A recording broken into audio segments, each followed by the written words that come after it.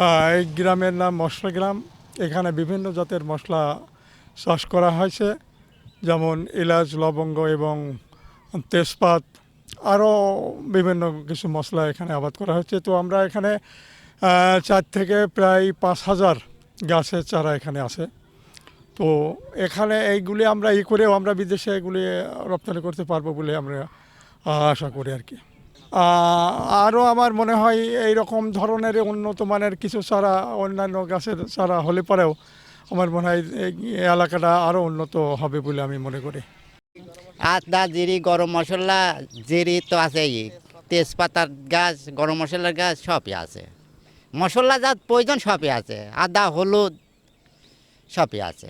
যে আমার এটি মশলা গ্রাম, এখানে তেজপাতা, গরম মশলার গাছ তৈরি হচ্ছে, সরকারের অনুদানে হয়েছে। এখানে হলুদের চাষ হচ্ছে, আদার চাষ হচ্ছে, জিরার চাষ হচ্ছে, তেজপাতা হচ্ছে, ডালচিনি হচ্ছে। এর পাশাপাশি আমাদের কৃষি আবাদ হতো, সব কিছু হতো। তারপরে কৃষিগণের গবেষণা এর পরামর্শ নিয়ে আমরা অনেক কিছু করছি, করাচ্ছে।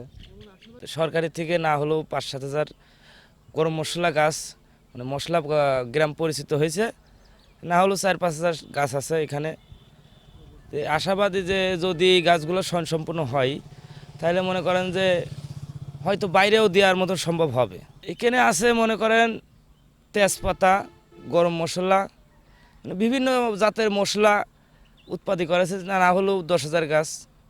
মানে এইখান থেকে এই চাতাল থেকে শুরু করে এই গ্রাম মোটটাই আছে, মানে এইখান থেকে ওই ভাদাল দিয়ে শুরু করে তাতে উন্নয়ন হতে পারে সম্ভাবনা, এগুলা যদি আপনার চাষ করা হয়।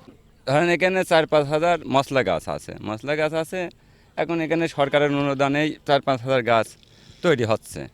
তো এইটি হলো বটতল ভাদালে পড়া মশলা গ্রাম এখানে সব কিছুই আছে।